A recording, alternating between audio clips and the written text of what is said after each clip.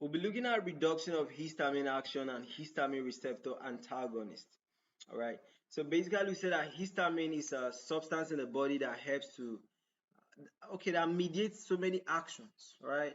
And when the effect of histamine is getting out of control, you actually need to reduce the action of histamine, or you really need substances that can actually go to the receptors of histamine and bind to the receptor so that histamine will not be able to bind to the receptor, thereby reducing the effect of histamine. Do you understand? So examples of actions in the body that said histamine mediates have um, inflammation, allergic responses, it decreases heart rate, it causes bronchoconstriction, it increases blood pressure. Okay, decreases blood pressure, then some other things too. Okay, causes vasodilation of our vessels, right? So if the actions of histamines are getting out of hand, like let me say your body is now reacting too much and becoming too inflamed, you need to control it, right?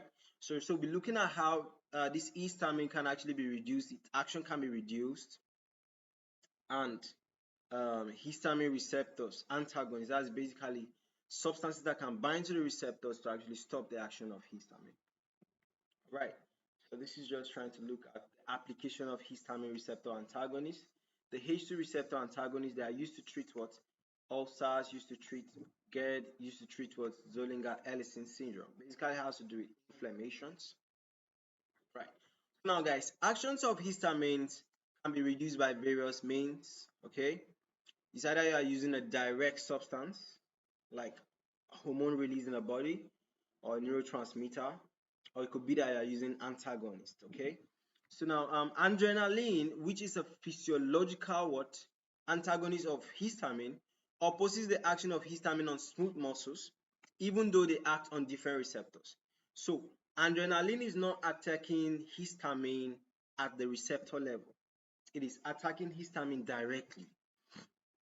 Do you understand? So this is the basis of using adrenaline in treating what anaphylaxis and other conditions associated with a massive release of what histamine.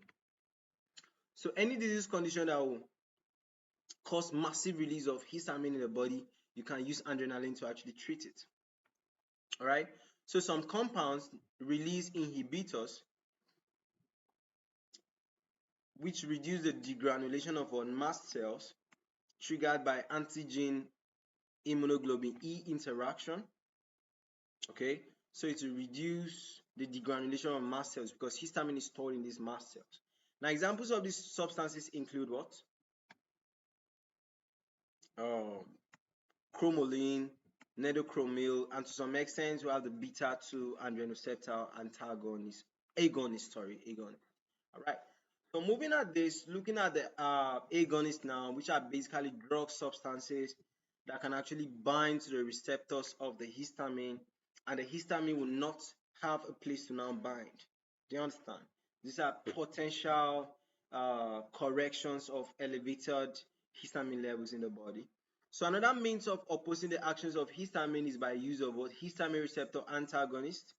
Now, where the H1 and H2 receptor antagonists are used to treat different medical conditions, just like the way we saw the H2 receptor here. Don't worry, we'll be making a video on each one of them. Okay? Alright, so the H3 and the H4 receptors are yet to be available clinically, although they are being tested. Alright, they are still undergoing the process of what all those clinical tests. Alright, those drugs for H3 and H4 receptor antagonists for histamine are still undergoing clinical tests. Alright, so these are the various ways we can use to reduce histamine. The adrenaline explained in details. In the next video, I'll be talking about H1 receptor antagonist. In the next video, we'll be talking about H2 receptor antagonist. In the other one, we'll be talking about H3 and H4 receptor antagonists. All right, which knowledge on them is still scarce because they are still undergoing what? They are still undergoing clinical tests. Right, so this is how we can be able to reduce the action of histamine levels in the body and histamine receptor antagonists. All right, so that's it. Bye.